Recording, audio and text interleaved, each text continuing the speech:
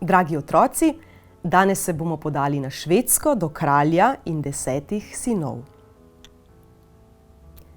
V daljnem kraljestvu je živel kralj, ki je imel 10 sinov.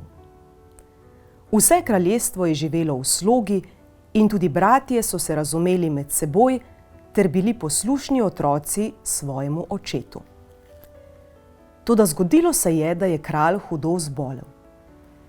Legel je v posteljo in čutil, da iz nje ne bo več vstal. Dal je poklicati predse svojih 10 sinov. Fantje moji, zdi se mi, da se bliža moja zadnja ura. Sinovi so ga užaloščeno gledali in čakali na njegove besede. Zdaj bom kraljestvo razdelil na 10 delov in vsak od vas bo vladal enemu.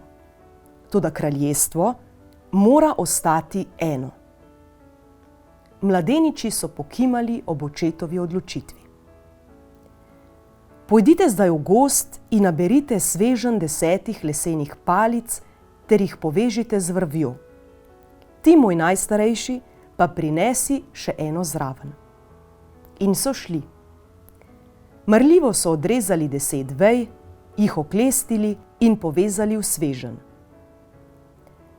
Tako so se spet zbrali ob postelji pred očetom kraljem. Preden so položili sveženj trdno zvezanih palic, najstarejši pa je zraven postavil še eno palico posebej. Tako, fantje, zdaj pa naredite še en preizkus. Vsakdo naj prime sveženj in ga skuša prelomiti. Prvi je sveženj palic prijel najstarejši.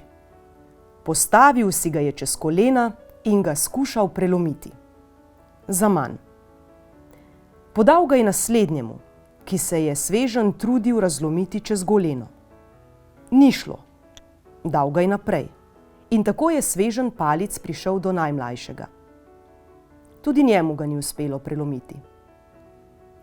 Tedaj je oče kralj rekel: Zdaj pa primi, najstarejši moj, tole palico in jo skušaj prelomiti.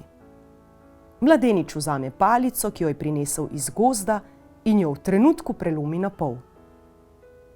Sinovi si oddahnejo, ker je nekdo izmed njih lahko izpolnil očetov ukaz.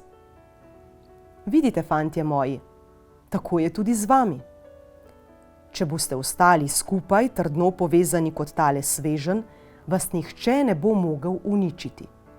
Če pa boste šli narazen in bo vsakdo ostal sam, bo postal lahek plen in se ga bo zlahka dalo zlomiti. Sinovi so razumeli, kaj jim je oče hotel povedati, ter so kimali drug drugemu in očetu. Toda oče jim je pomignil, naj mu še prisluhnejo.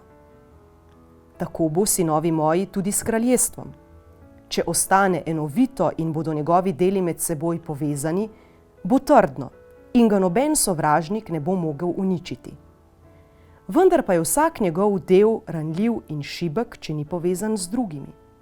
Ste razumeli? Mladeniči so pokimali, prav vsi, od prvega do zadnjega. In najmlajši je zatrdil: Tako bo, oče, kot praviš. Ostali bomo trdni v sebi in povezani drug z drugim. Tudi najstarejši se je oglasil: Tudi kraljestvo bomo obdržali trdno in enotno. Vsi so prikimali in mrmraje pritrjevali besedam obeh bratov. Tako se je oče kralj mirno poslovil z tega sveta. Njegovi sinovi so skrbeli vsak za svoj del kraljestva in ostali ljubeči med seboj. Njihova bratska ljubezen se je prenašala iz roda v rod.